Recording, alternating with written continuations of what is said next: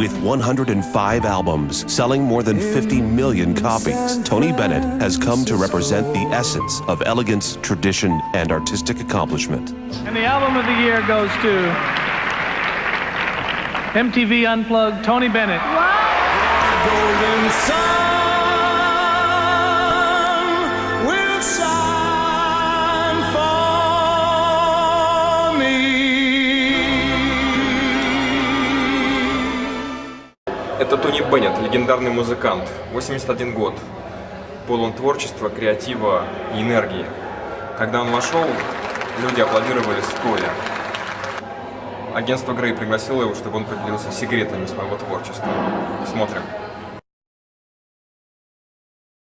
I often think of, to answer your question correctly, I think of people, I sense that people on death row probably can't hear music. You know, the people, the real music gives you soul, it makes you a human being when you feel and listen to something that's performed so beautifully. In any so-called category, you know, if it's great music. You know, the late Duke Ellington used to quote Toscanini. He said, music is either good or it isn't, it's not someone's opinion. And it's a very correct statement. And real music lasts forever and never becomes dated. So you're saying, in a sense, well, you're saying very directly, it's a life force, it has this life force, and that the interpretation of the singer or the musician may vary, but it contacts in a particular way. I just noticed on that clip, you sang possibly your theme tune to San Francisco, but you sang it in two very different ways in the clip. And that's you addressing an audience in different ways, or every you night. feel that day? I never sing the same way. I love the invention of jazz that came out of the United States and the improvisation, so that every night or every moment on the stage, I just wait for the right moment, and it changes. It's never the same show.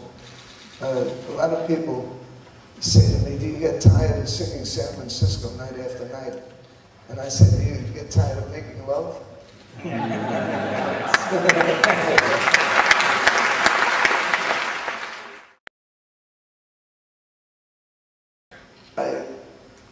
I must tell you that the premise that I have is a little different from what you would expect the music world is. I try to make music that will become catalog. I don't like obsolescent music. I don't like music that will last 13 weeks and be quickly forgotten. Right. I try to make something, when I make a recording, I don't release it unless I feel that 20 or 30 or 40 years from now, it will still sound, it won't sound dated. I've always had the best musicians, the best sound engineers, the best studios to record in. There was a quality of their music that will never die. And you have the great singers like Sinatra and Nat King Cole, Ella Fitzgerald, and great musicians like Oscar Peterson and Fats Waller and Art Tatum, and the great jazz artists like Stan Getz and Miles Davis. That music will never die.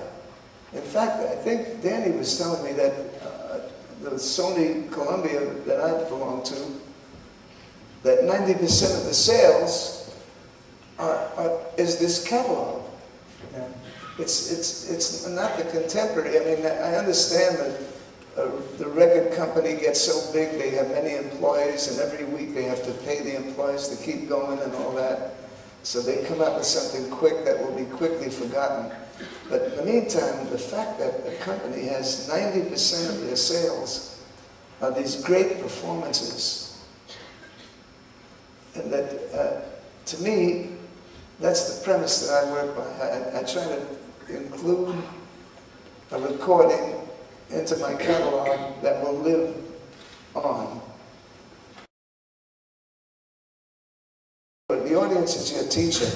They teach you how to perform properly, from going from night after night to one nice concert hall to another. I mean, a lot of people, a lot of critics, you know, treat the public like they don't know, and you're above them, and you look down at the audience. That's so incorrect, it's unbelievable. To me, a mass audience has a touch of genius. They can sense right away, just from the way someone walks out, as to whether it's going to be a good performance or not.